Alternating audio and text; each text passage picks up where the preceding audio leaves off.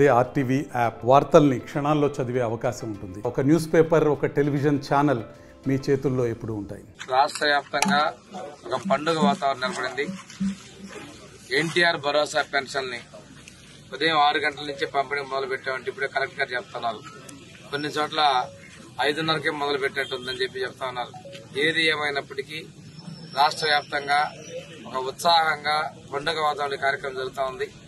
ఈ రోజు నేను దర్శి నియోజకవర్గం రాజంపల్లి గ్రామంలో జిల్లా కలెక్టర్ గారితో పాటు ఇక్కడ మా ఇన్ఛార్జి డాక్టర్ లక్ష్మి గారితో కలిసి పెన్షన్ల పంపిణీ కార్యక్రమం జరిగింది.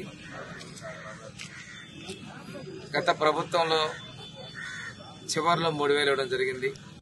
1,000 రూపాయలు పెంచి 4,000 ఏరియర్స్ కూడా కలిపి జులై 1న 7,000 ఇస్తామని చెప్పడం జరిగింది. అన్నమాట ప్రకారం ఈ రోజున ప్రతి ఒక్క లబ్దిదారుడికి పంపిణీ చేయడం జరిగింది. ఈ పథకం కూడా మొట్టమొదటి 30 రూపాయలతో ఆ రోజు ఎన్టీ రామారావు గారు ప్రారంభిస్తే 30ని 75 రూపాయలు చంద్రబాబు నాయుడు గారు చేస్తే కాంగ్రెస్ గవర్నమెంట్ లో 200 చేశారు. 200 2,000 మళ్లీ చంద్రబాబు నాయుడు గారి ప్రభుత్వంలో పెంచడం జరిగింది.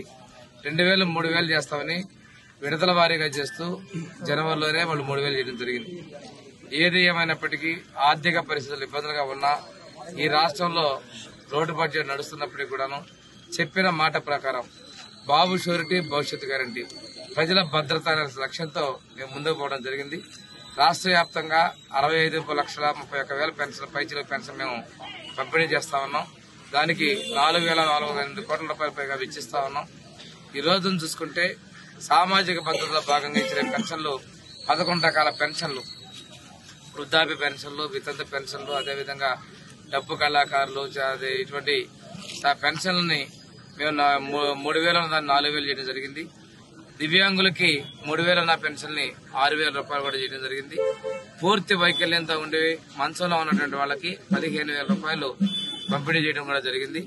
దీర్ఘకాలిక వ్యాధులు ఉన్నటువంటి వాళ్ళకి 10,000 రూపాయల పెన్షన్ ఇవ్వడం జరిగింది. ఇప్పుడే మనం ఒక బాబుకు కూడా 15,000 రూపాయల పెన్షన్ ని కలెక్టర్ చేతుల్లో పంపిణీ చేయడం జరిగింది. ఈ రోజు చూసుకున్నట్లయితే ఇది చాలా సాహసోపేతమైన చర్య. భారతదేశంలోనే ఇంత మొత్తంలో పెన్షన్ల పంపిణీ కార్యక్రమం జరగడం చాలా సంతోషం. ఒకటి, చంద్రబాబు నాయుడు పేదలన్నా పేద ప్రజలన్నా ఒక చిత్తశుద్ధి ఉన్నటువంటి వ్యక్తి. ఈ రోజు మీరు చూశారు, 5 సంవత్సరాల క్రితం ముఖ్యమంత్రి పరదాల మాటన తాడేపల్లి పిల్లిలాగా ప్యాలెస్ లో కూర్చొని బటన్ నొక్కితే ఈ రోజు చంద్రబాబు నాయుడు గారు పేదల ఇళ్లలోకి వెళ్లి వాళ్లలో ముఖ్యమంత్రిగా ఉన్నప్పటికీ కూడాను తను నేరుగా వెళ్లి పెన్షన్ పంపిణీ చేయడం రాష్ట్ర ప్రజలందరూ కూడా సంతోషించేటువంటి పరిస్థితి. అంతేకాక ప్రతిపక్షంలో ఉన్న పేదల ఇళ్లలోకి వెళ్లాడు. ఈ రోజు అధికారంలో ఉన్న అహంకారం లేకుండా పేదలకు మేలు చేసే కార్యక్రమం చూసుకున్నారు. ఈ సందర్భంగా చాలా మంది వాళ్ళకి ఇల్లు కావాలనుకున్న వాళ్ళకి ఇల్లు, చదువు కావాల్సిన వాళ్ళకి కూడా వారి నమ్మకాన్ని, భరోసాని ఈ రోజు ముఖ్యమంత్రి గారు కల్పిస్తూ పేదల్లో ఆనందాన్ని వారు చూడటం చాలా సంతోషం. ఈ కార్యక్రమానికి నిర్ణయం చేసినటువంటి చంద్రబాబు నాయుడుకి నేను ప్రత్యేకంగా ధన్యవాదాలు తెలియజేస్తూ ఈ ప్రభుత్వంలో భాగస్వాములైనటువంటి ఎన్డీఏ ప్రభుత్వం అయినటువంటి తెలుగుదేశం, జనసేన, బీజేపీల భాగస్వామ్య పక్షాలైనటువంటి పవన్ కళ్యాణ్ గారికి, రాష్ట్ర అధ్యక్షుడు పురంధేశ్వరి గారికి కూడా మేము ధన్యవాదాలు తెలియజేసుకుంటూ ఇచ్చిన మాటకి కట్టుబడిన ప్రభుత్వానికి సంక్షేమం అందిస్తున్నందుకు ప్రజలు కూడా ఒకటి అడుగుతున్నాం. పేదలకు అండగా ఉన్న ఈ ప్రభుత్వానికి, మా ముఖ్యమంత్రికి మీ ఆశీస్సులు ఇవ్వండి. మీ ఆశీస్సులు ఉన్నంత కాలం మేము మరింత ఉత్సాహంతో ప్రజాసేవ చేయడానికి ఉత్సాహంగా ఉంటాం.